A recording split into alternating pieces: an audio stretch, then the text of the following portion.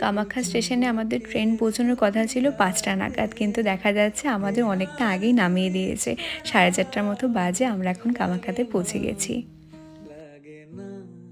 Train থেকে নামার সময় রাতুলের সাথে আমার একবার ঝগড়া হয়ে গেছে, তাই রাতুল এখন আমাকে মারানোর চেষ্টা করছে।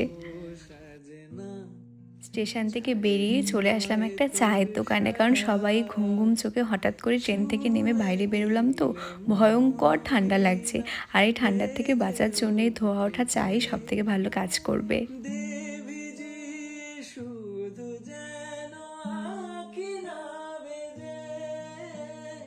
তারপর একটা গাড়ি বুক করে এখন আমরা হোমস্টের দিকে যাচ্ছি। সবার অবস্থা ভীষণ কাহিল, সবাই একটু ঘুমোতে যাচ্ছে, কিন্তু এখন আর ঘুমোনো যাবে না। হোমস্টেতে পৌঁছানোর পরই আমাদের স্নান করে তৈরি হতে হবে মন্দিরে যাওয়ার জন্যে। এই তো চলেও আসলাম হোমস্টের এখানে। আমাদের হোমস্টেটা হচ্ছে একদম কামাখ্যা গেটের পাশে। এই তো এই হোমস্টেটাতে আমরা 2 দিন থাকবো।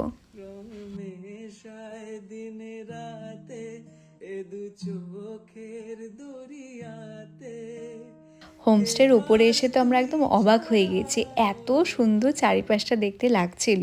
খোলা ছাদের উপরে আমাদের রুমগুলো দিয়েছে। আমরা 3টা রুম নিয়েছিলাম, একটা রাতুলদের জন্য, বাবা মার সাথে ও থাকবে, একটাতে আমি মা মাসিমণি থাকবো, আরেকটা হচ্ছে দিদিদের জন্য নেওয়া হয়েছে।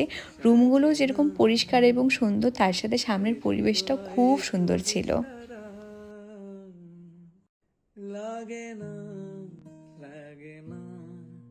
এখনও তো অন্ধকার হয়ে আছে, তাই তোমরা চারিপাশের পরিবেশটা বুঝতে পারছো না।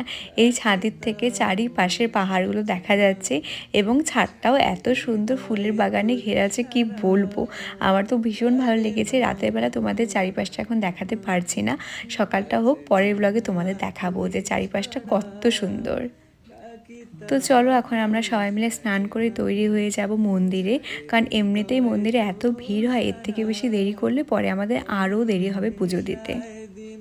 কিন্তু তার আগে এই রাতের অন্ধকারে চারিপাশটা তোমাদের একটাবার ঘুরে দেখাই। দেখো কত সুন্দর লাগছে দেখতে। ফোনে যতটা দেখতে পারছো, সামনে থেকে দেখলে তোমাদের আরও ভালো লাগতো।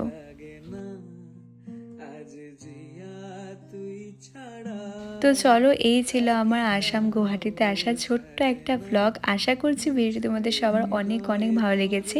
দেখা হবে অন্য কোনো সুন্দর একটা ভিডিওতে। ততক্ষণের জন্য সবাইকে টাটা, বাই।